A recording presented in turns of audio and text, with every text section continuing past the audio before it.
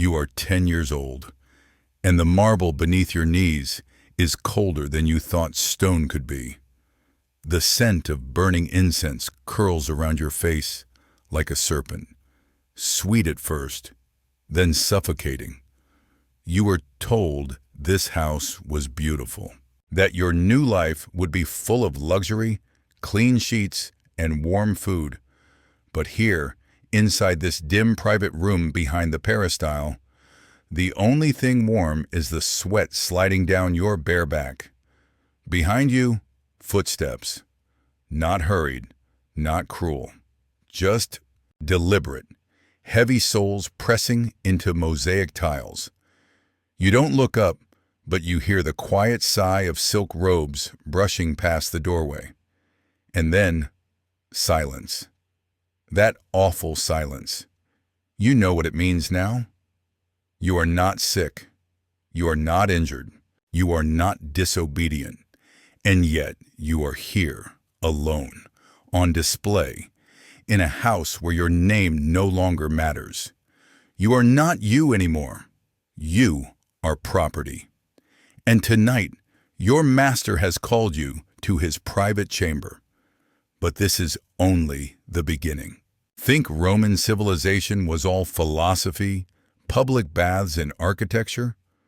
Think again. Beneath the marble facades and stoic busts, Rome perfected a far darker legacy, a system of intimate slavery embedded directly into the home. Not just in public brothels or military encampments, not in whispered alleys, in the atrium, in the triclinium, in the cubiculum, in the bedrooms of senators, the corridors of wealthy matrons, the villas of generals, and most disturbingly, within reach of children like you, who never stood a chance. While modern audiences speak of Rome as the cradle of law and civilization, they forget one brutal detail. That same law explicitly allowed one human to own another, and to do with that body anything they desired. The term familia didn't mean family. It meant household property. And you, bought at the market in chains, are now part of that property. Slaves weren't just farmhands or cooks. Some were purchased for a single purpose, to serve the private, physical whims of their masters. They were chosen for beauty, trained in submission, and denied even the right to say no. The pure delicatus, the delicate boy, was no secret. He was a fixture of elite Roman homes, a status symbol, a gift of flesh. And no one protected him. No one wanted to. You wake before the sun. You always do now. The stone beneath your mat is too hard for real sleep. You're in a side chamber, one of many, just close enough to your master's bedroom that you can hear his breathing when he's restless. It comforts you in a strange, terrifying way. At least when he sleeps, you are safe. Yesterday, one of the older boys was taken away. He was getting too tall, too vocal, too attached. They said he might be sent to the fields, but you saw the look in the Villicus's eyes. The steward who manages the slaves. You know what that look means. You know the boy won't be coming back. Your training has begun, not just in obedience, but in the twisted rituals of Roman domestic life. You must bathe when commanded, be silent unless spoken to, and smile during your inspections. You must learn how to entertain, to flatter, to sense a mood before it turns sour. You are not allowed to feel disgust, fear, or pain. Those emotions are for people, not for you, not for property. In 4 CE, the Lex Alia Sentia codified the legal categories of slaves in Rome. Among them, domestic slaves, field laborers, and personal attendants. But within these categories existed a hidden subtype. Those whose roles were never spoken aloud in official records, but whose presence was embedded in daily life. Young slaves, chosen for beauty, placed in the cubiculum, the master's bedroom, for constant availability. Roman sources do not hide this.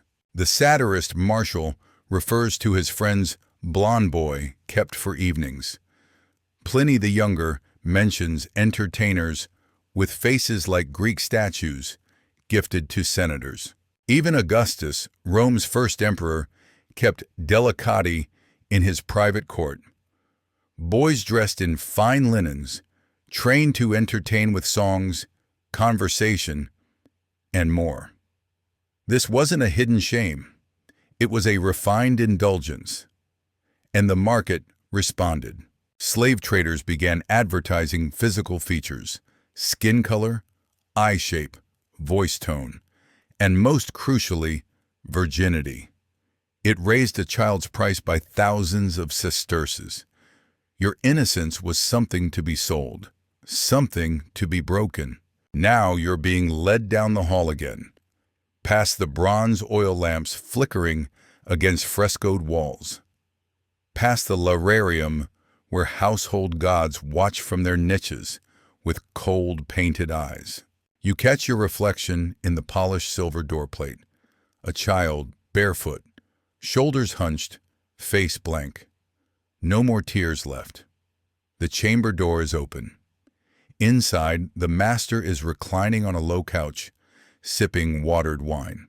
He gestures without looking. You step inside, trained not to speak, not to hesitate. The air smells of myrrh and fermented honey. Behind the curtain, you know the bed waits, and so do the rules. Tomorrow, no one will ask if you are all right. No one will see your silence as strange. You will be expected to perform your chores as if nothing happened. Because in Roman eyes, nothing did. You are not a victim. You are a luxury. And soon, you'll discover the price of being owned for pleasure in a world that worships discipline, but excuses everything behind closed doors. But here's where it gets worse. You're not alone.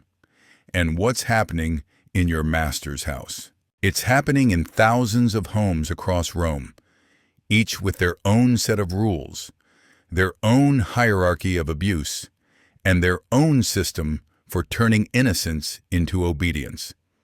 And the law? It's watching and doing nothing. You rise before dawn, but not by choice. The schedule tells you when to wake, when to clean, when to smile, and when to kneel. Today, the Villicus hands you a wax tablet with your name etched beside a crude sketch of the master's crest. Next to it, a time, 3rd hour. 3rd hour. You don't ask what it means. You already know. It's not a task. It's an appointment. You've been added to the list. Again, you'll bathe twice before then.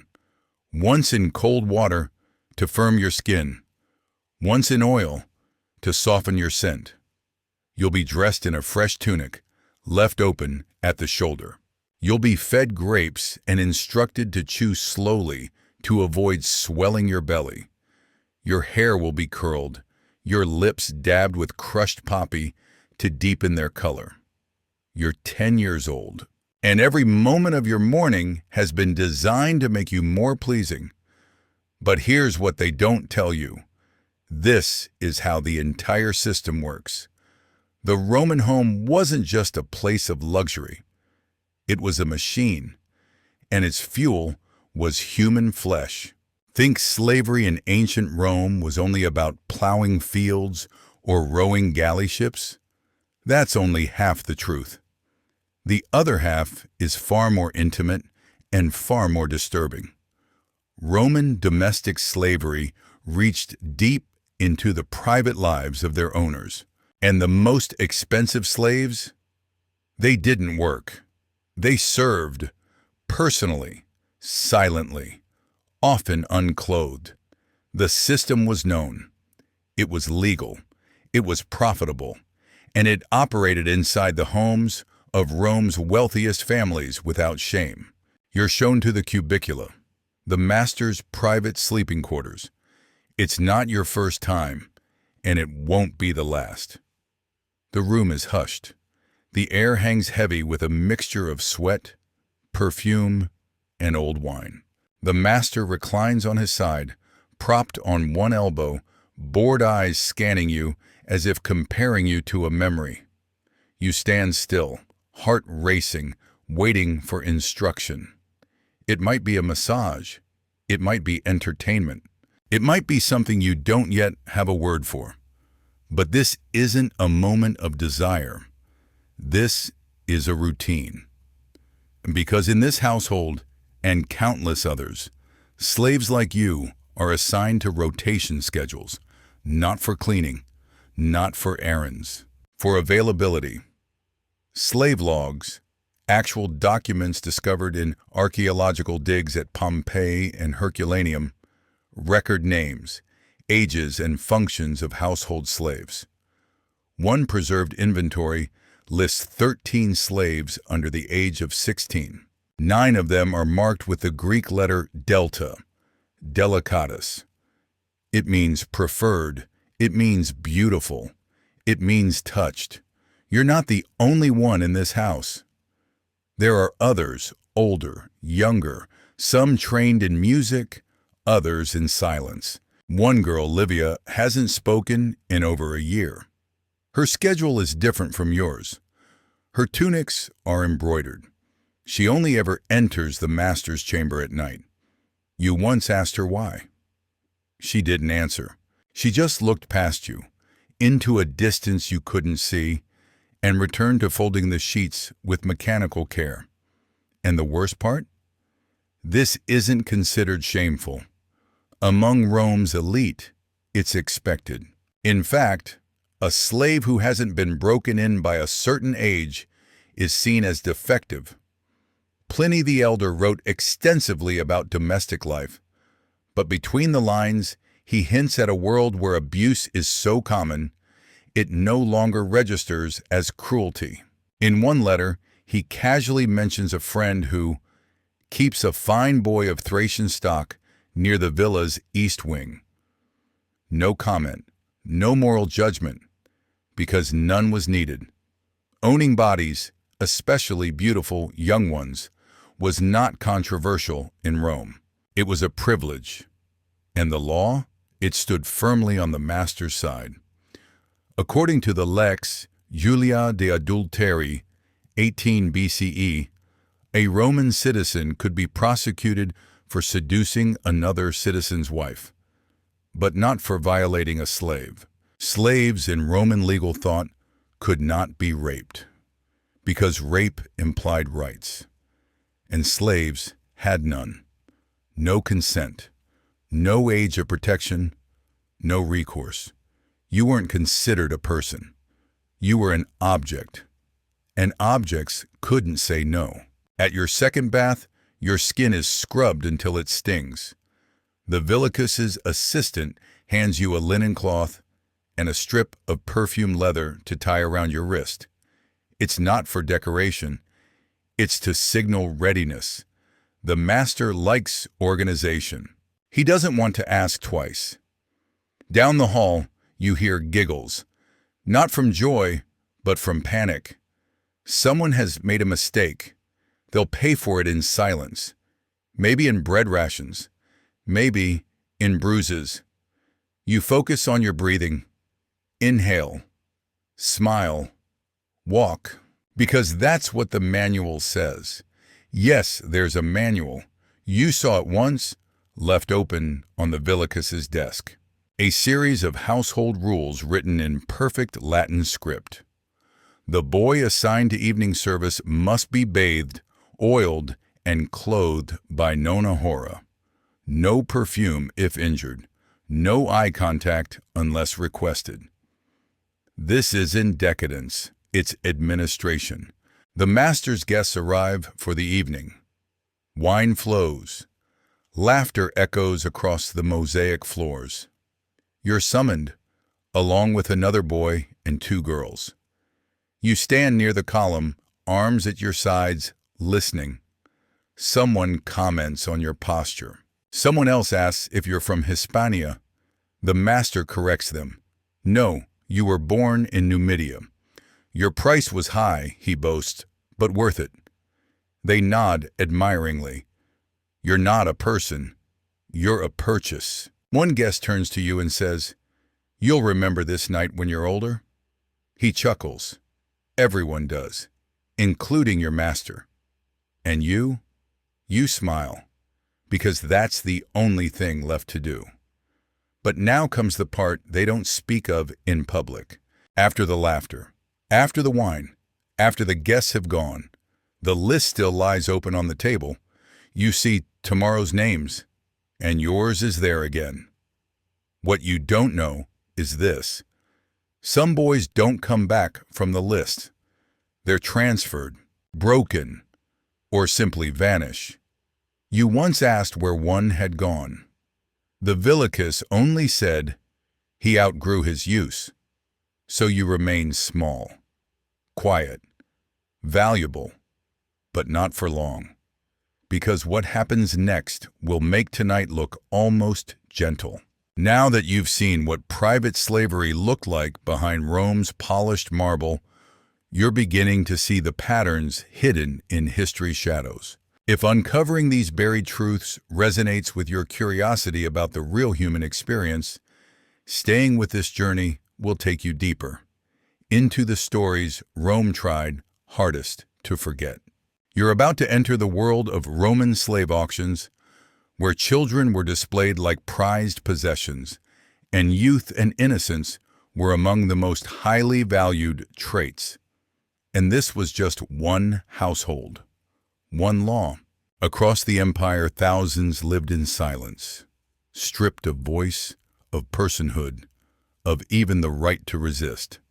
If you want to uncover more buried truths like this, truths Rome wanted erased from memory, hit subscribe now. It's the only way to keep digging beneath the polished statues and find the blood-stained foundations they were built on. You're lying perfectly still beneath the silk sheets, eyes wide open. The room around you flickers with soft lamplight, its shadows dancing across walls painted with scenes of Bacchic revelry. Grapes, laughter, bodies entwined in impossible poses. You used to think the paintings were pretty. Now you understand their meaning. Tonight is different. You haven't been summoned for private service. Not this time. Tonight, you're meant to be part of the entertainment. The Villicus has explained it carefully. Important guests are visiting from Carthage. The master wishes to honor them. A special display, a performance, and you've been selected. You're no longer just property. You are now a gift. By now, you've learned to smile on cue.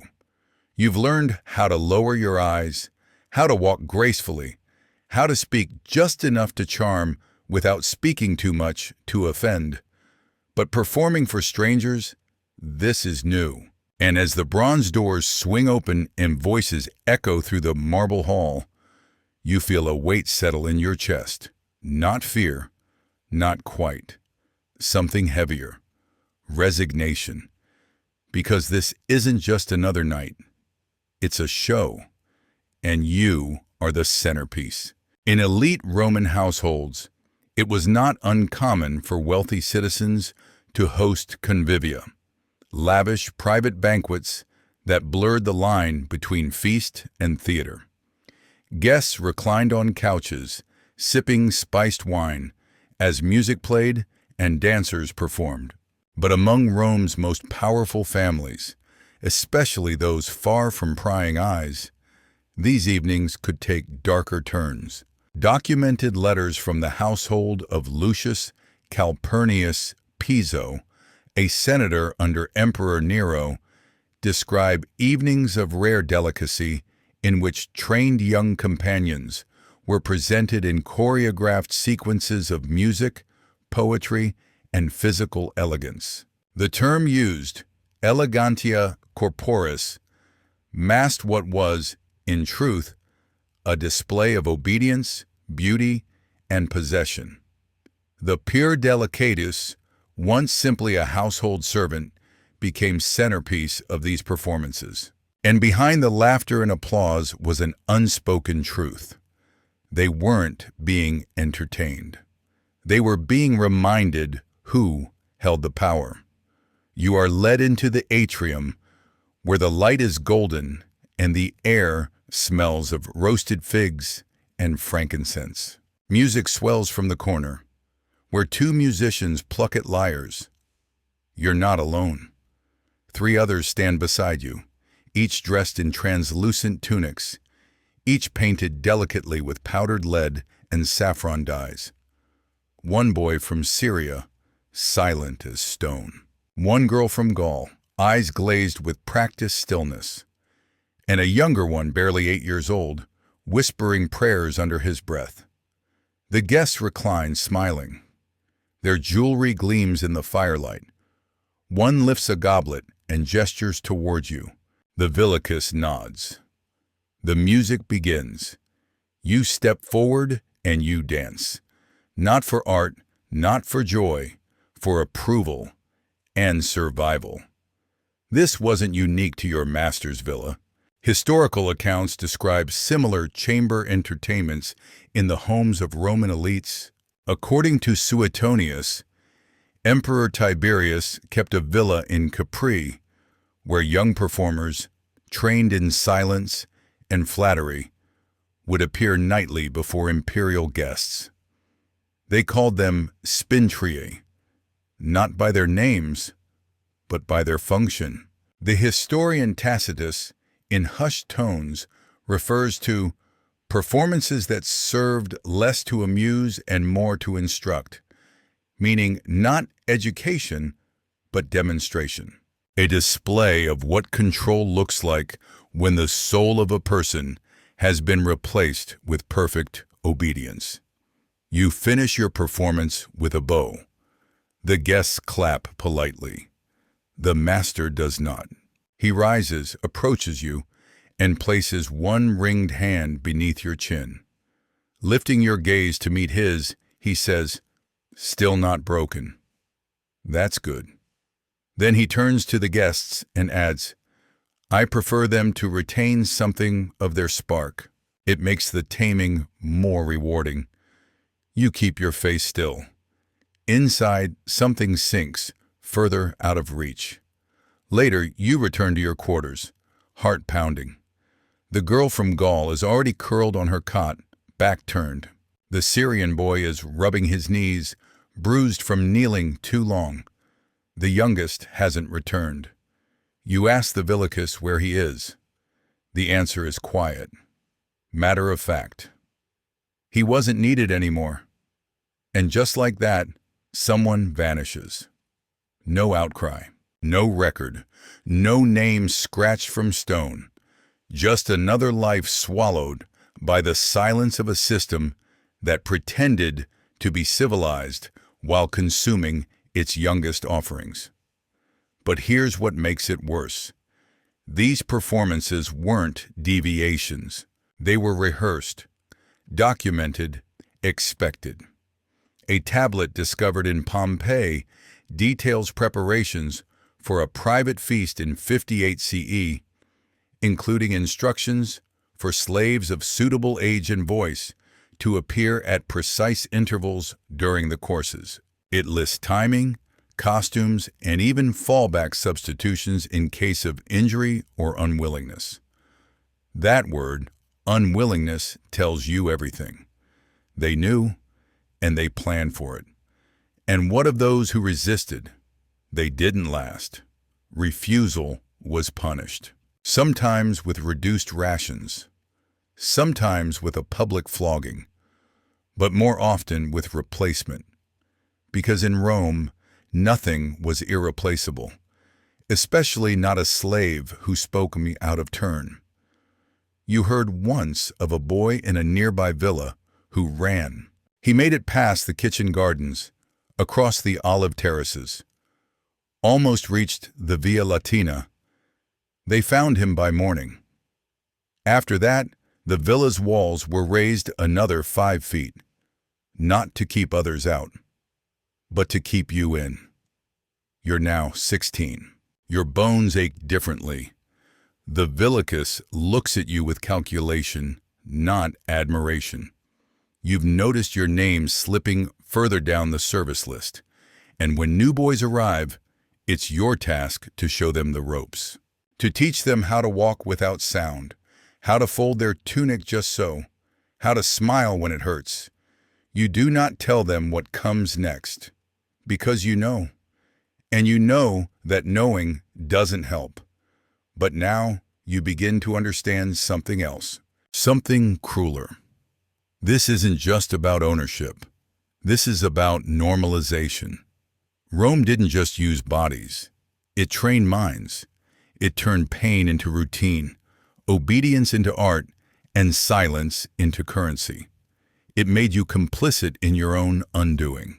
And you're not the only one, because the villa isn't an isolated case. There are hundreds, perhaps thousands across the empire, each with its own villicus, each with its own list, each with its own vanished names no one will ever speak again. The worst is still ahead. You are dressed in purple now, not because you asked, not because you earned it, but because someone else decided your color should match the furniture. The tunic is finer than anything you've ever worn, dyed with rare murex shells, worth more than your body weight in silver. A heavy gold pendant hangs from your neck. It's not jewelry, it's a symbol. You've been summoned to the Domus Palatina, the palace. You thought you knew what power looked like. The master's villa, the private guests, the banquet performances. But you were wrong. That was only the training ground. Now you are in Rome, and Rome has rules of its own. The Palatine Hill casts a long shadow, both literal and symbolic. For centuries, it housed the emperors of the world's greatest empire. Within its corridors, laws were made, generals rewarded, provinces divided. And now, in the reign of Domitian, something else happens here too. Ceremonies, not religious, not political, personal, intimate, controlled. You were chosen, gifted, actually, by your master, presented as tribute to the imperial household, a gesture of loyalty, a sacrifice of silence.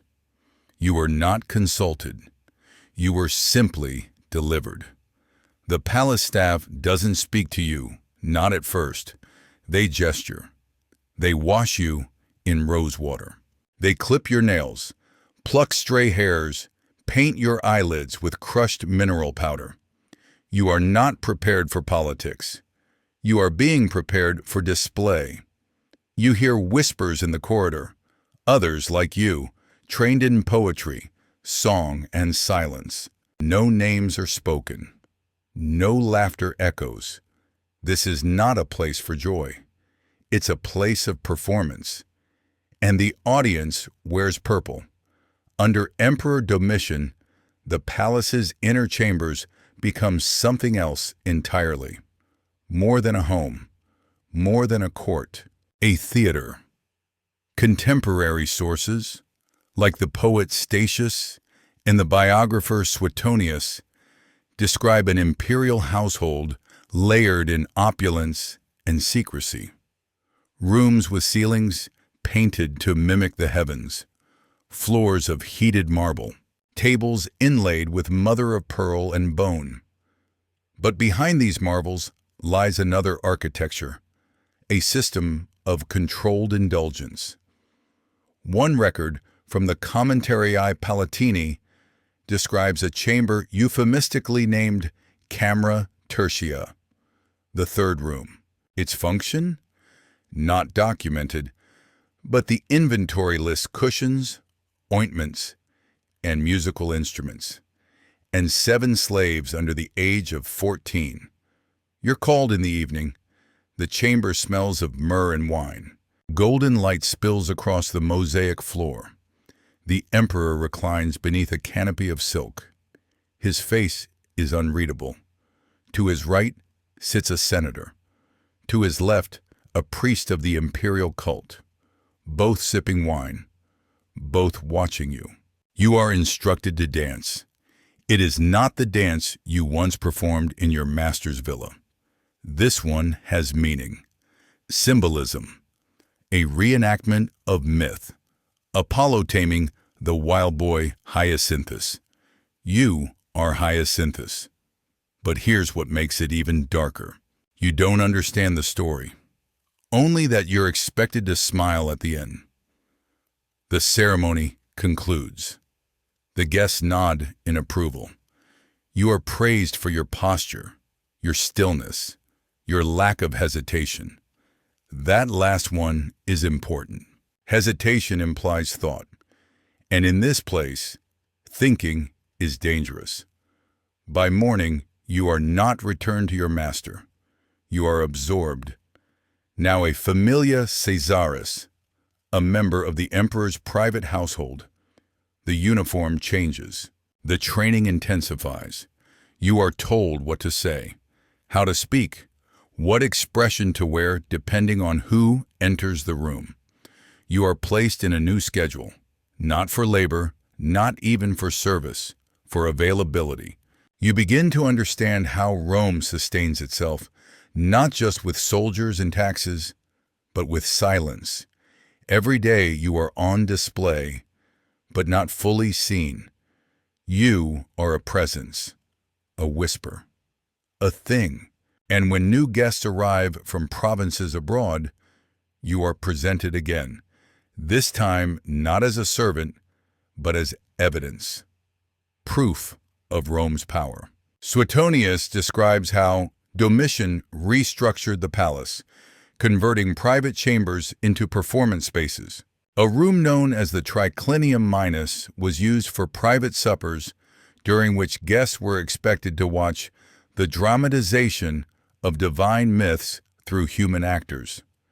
He doesn't say who the actors were, but you know, because you were one of them. The difference between villa and palace is not scale, it's purpose. In the villa, you were used behind closed doors. In the palace, you are used to make a point. Foreign envoys are shown Rome's treasures, not just its golden art, but its mastery over bodies. Senators are invited to witness performances, then tested by their reaction. Disgust is noted. Approval is rewarded. Some refuse to attend. They vanish from politics within weeks. Others participate and rise. You begin to recognize their faces, not because they speak to you, but because they don't. There is one man who never looks away. Senator Gellius, a rising star from Hispania. Each time you're called to perform, he watches you with unwavering attention. One night, after a particularly long ceremony, you are summoned not by the Villicus, but by Gellius himself. He does not touch you. He does not speak. He simply studies you for several minutes, then says quietly, "Rome is discipline. You are part of that discipline. Be grateful." Then he walks away. You never see him again. But his words remain. Like an echo, you cannot silence. And here's what makes it truly unbearable. You begin to believe it, that you are part of something bigger, that your suffering has purpose, that Rome's power requires this silence, that you are lucky to be here instead of some dusty field or forgotten alley. This is the final transformation, not of your body, but of your mind, and it's not reversible. What happens next in the imperial palace will shatter even the illusion of meaning, because soon Rome's entertainments will outgrow private chambers. They will become public displays, and the roles you're forced to play will no longer pretend to be myth. They will be law. You're 17 now. But age in this place doesn't mean time past. It means use past. The silk robes are looser around your frame. The paint doesn't stick to your skin the way it once did. And worst of all, they've stopped calling you by your assigned name. Now you are just him. As in, bring him, dress him, replace him. You know what that means, and you've seen what happens next. You've watched others fade out of favor, first from the banquet chambers, then from the inner rooms, and finally from the registry itself. One day, they're there. The next, their cot is empty, and no one speaks of them again. You've tried to stay useful, to stay quiet, to stay alive. But in a world that measures value by silence and softness, your expiration date was written the moment your voice deepened. And now, your only remaining currency is obedience. In Roman law, the slave was res, a thing, a piece of property, a unit of economic and social exchange. And the palace, more than any field or mine, enforced that definition with merciless clarity. The Digest of Justinian, Rome's monumental codex of imperial law, records it plainly. The body of the slave belongs to his master. All fruits of that body, labor, offspring, pleasure, are likewise the master's by right. The word fruits does not refer to harvest. It refers to yield, flesh, reproduction, use.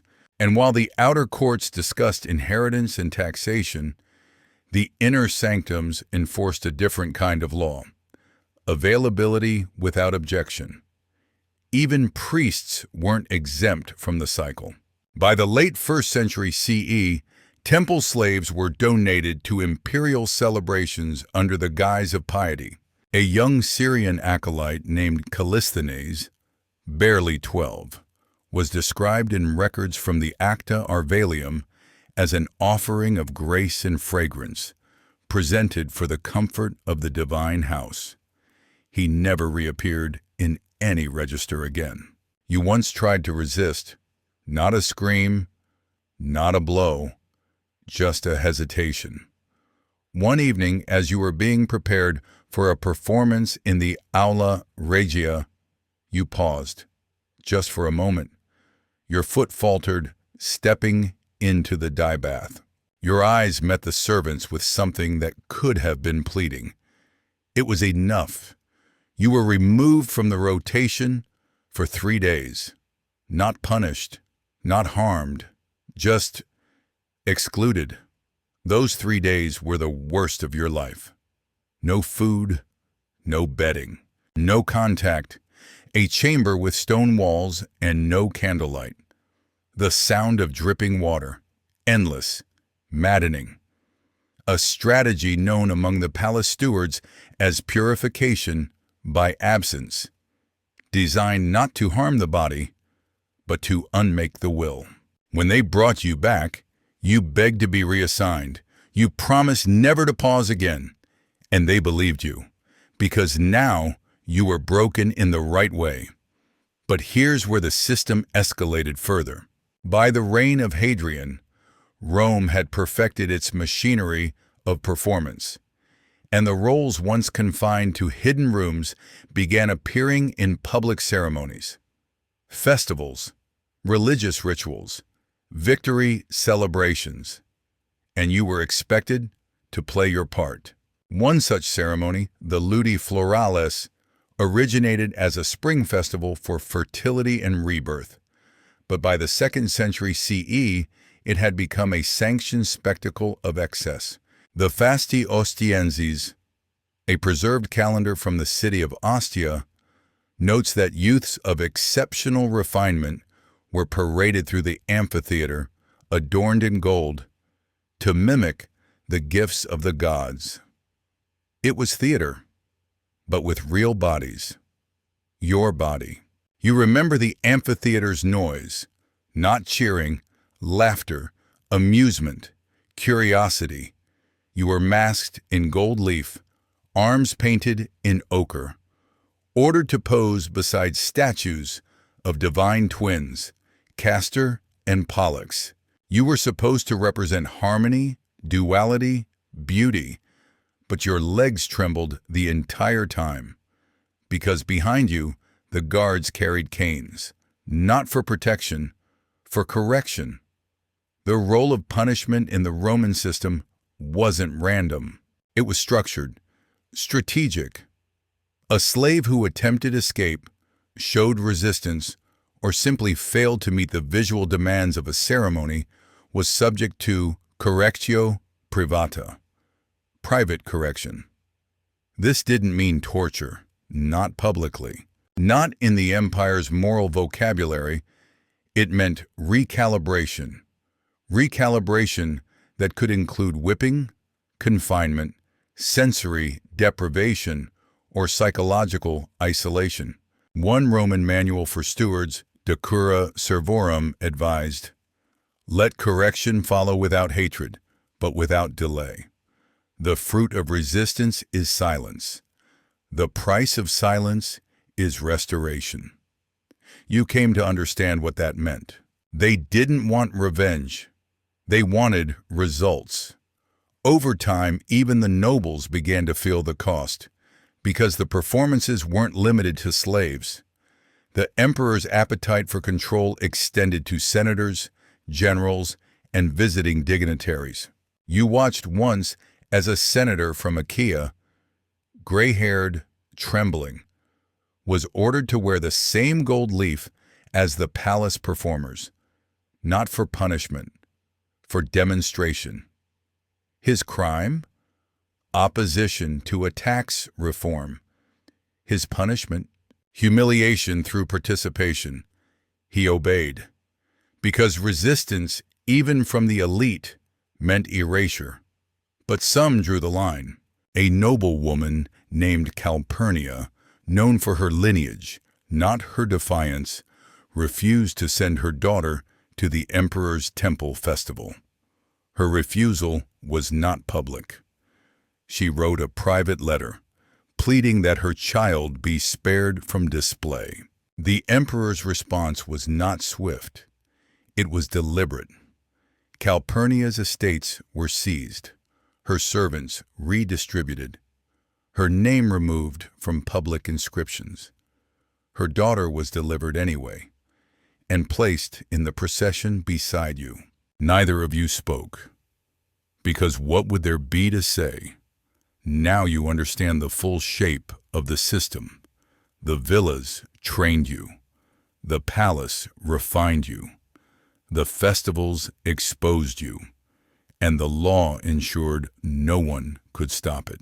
Even those in power played along, because not playing was fatal. You learned how to live between the lines, how to smile without revealing teeth, how to cry without making sound. But the worst realization came later, when you saw the next group of arrivals, children, being led down the same marble corridor where you once stood. And you, yes, you, were told to teach them how to walk, how to bow, how to survive, and you did it, not because you were cruel, but because it was the only way to matter again. You've stopped asking questions, not because the answers frighten you, but because you already know them. Why were you chosen? Because someone wanted you. Why didn't they stop? Because no one made them. Why did no one save you? Because Rome was built to ensure that no one would. You sit now in the colonnade of a villa overlooking the Bay of Naples, the sea curling gently in the distance. The air smells of salt and jasmine. A slave child runs past, barefoot and laughing, and your eyes follow them, not with jealousy, not with pity, but with warning. Because you know what comes next. And what comes next has nothing to do with cruelty. It has everything to do with normalization. The climax of Rome's system wasn't a single act of violence or spectacle. It was this: turning what should have been unbearable into something mundane. You remember it too clearly. One winter night, during the Saturnalia feast, a visiting equestrian knight brought with him 3 boys, barely clothed, carefully perfumed, each trained to offer gifts in exchange for praise. They were not slaves. They were freemen, children of poor citizens, leased by their parents to serve as seasonal companions to Rome's elite. This wasn't punishment. It was opportunity, and it was legal. The Roman jurist Ulpian, writing in the 3rd century CE, stated that libertus voluntatem habet. A freedman has the right of consent, but consent under Rome's shadow? It was a tool of the powerful, offered only when the outcome was already decided. In practice, it meant nothing. More than 3 centuries into empire, the lines between citizen and slave had blurred, not to elevate the enslaved, but to devalue the free. Poor Romans began offering their children to the households of the rich, not as property, but as tribute. No chains, just need. And Rome welcomed it. The Familia Urbana, once composed of strictly enslaved staff, began to include children from citizen families. A new term emerged in documents from the imperial archives: operarius delicatus, the chosen working child. Often placed under apprenticeship, these children lived, slept, and performed alongside the enslaved. But unlike slaves, they could leave, except none of them ever did. Why? Because the system didn't require chains anymore. It only required incentive. And you became part of that system too. Not as a performer, not anymore. Now you are the trainer.